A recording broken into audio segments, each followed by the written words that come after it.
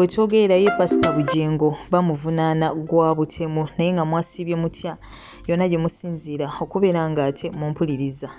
mujje baleko gyonna gye mutussako engalo mbasasirako mwenna abayita mu bizibu eby'enjawulo mbasanyukirako mmwe abatuuse ku buwanguzi mwabakuziza amazaalibwa olunaku olwaleero mbagaliza amazaalibwa amalungi ag'essanyu so nga ate mwabafiiriddwako abantu bammwe nsa emyoyo gy'abagenzi katonda gy'omuzza emirembe agiramuze kisagumye emitima abakaabe nganda ssaakaate n'ab'emikwano omumbejja Aisha Nasolo ge gange mba ntuuse okubeera nga ate mukwano gwange nkutuusako updates kyenkusaba kiri kimu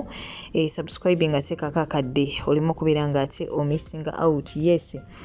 naye nga tutandikidde ate munange ku Godfather ono eyeeyita spiritualist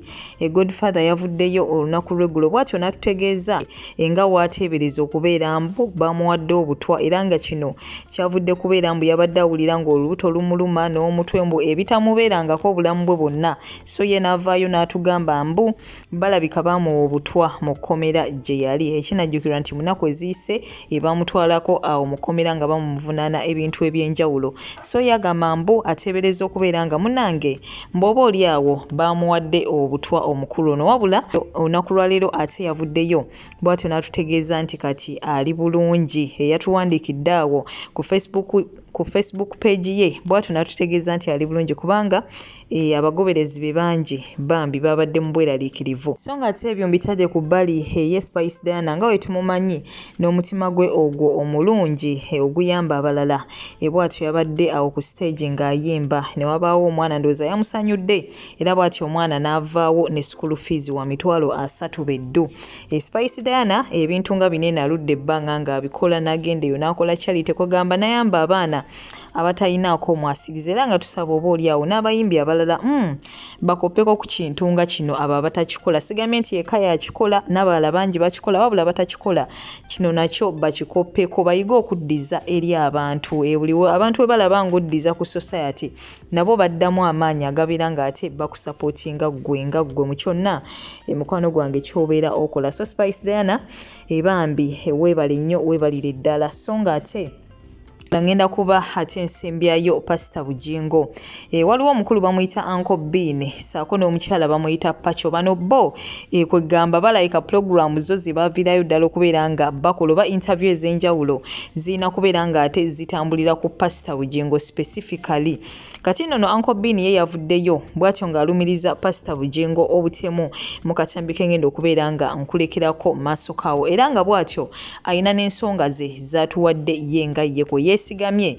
kwasinzira okubeera nga ate alumiriza Pastor Bujjingo ne Susan Makula obutemu sigenda kwogera bingi okujjako okulekerako akatambi kano nawe ogende maaso n'okubeera nga ate okikkaanya goodbye for now toseetuka n'atawanyizibwa amagini oba endwadde ez'enjawulo ekyeyo kikalubye oyagala kugenda ku kyeyo wabula nga viza egaanye ebintu byesibye oba obufumbo buyuga kankwanjulire Haji Mukisa Karimu omusomi w'edduwa agenda okusumulula byonna ebyesibye akujjeko ebisiraani asangibwa Bujjuko Mitiyana Road era nga ajjanjaba ngakozesa ekitabo ekitukuvu ekya Qur'ani amwetaaze mukubire ku nnamba y'essimu 0778929141 nga ne ku mukutu ogwa WhatsApp kwali butereevu tinno sangula amazigo omunoonyeeko tojja kwejjusa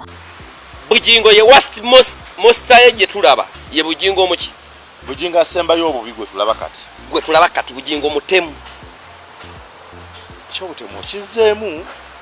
Bujjingo ne Makula batemu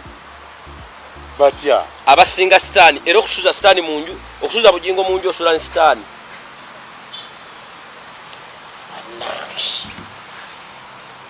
singa ndi gwerinda atoyina access singa ese neeraba video endala eza archives Bujjingo mutemu okusinga n'omutemu ezo ziri video entereke natulamuko kyankola binti ate waziteresanze Bujjingo nkinako obujulizi nti mutemu senga ndagako bashani nkinako obujulizi Bujjingo nti mutemu biri mwakayo nawano nkuwa obujulizi mutemu anti mpa kati zeze akayivu zireke ne Bujjingo muki mutemu okiwakanya sisira bankunga atemudde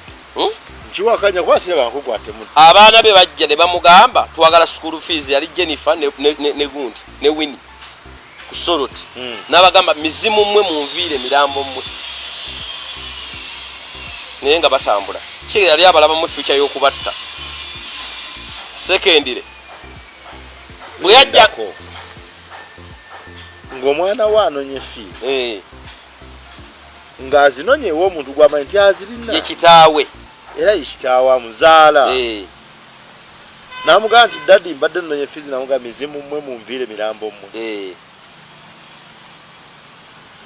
nabo ne butambula bukazi bwattu bwe yali agoba Teddy ku kituuti nga amaze obbaga nti ngenda bakuira omwezi gumu buleko we muli ekyenkya wadde okunywa amazzi ng'ensi yonna ebakoze eki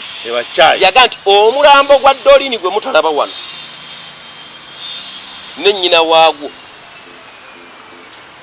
badde baagala kubba ttaka kitegeeza nga ye abalabi mu future y'okubatta abalabanga mirambo gondabanga kikati nga muntu atambula omuntu afudde bamuyita batya mulambo webale nnyo kubanga yo oli alabira wala nti onja mutta gwataatu atambula omuyita otya omulambo lisentire wano yagamba gwe twali tuliisa okujjako bamusokoolemu emmere yonna gye twamuliisa gwe bayinza okujjamu emmere y'emyaka emeka noseka nga oli mulamu kiteeza balina twala biyenda ne bagamba yali agamba tunalaba obuwangaazi bwabwe n'akisazamu n'agamba ye tebajja nakuwangaala kubanga era bagenda kufa omusajja emitwalo 3 namukwaya school fees awedde genda otandika okusoma genda otandika okola ki okusoma soka okukamira omukyalo omuganda akukamira bwatyo kale mama namukwaya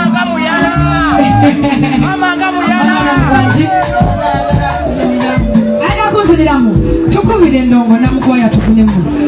wenyini awo linda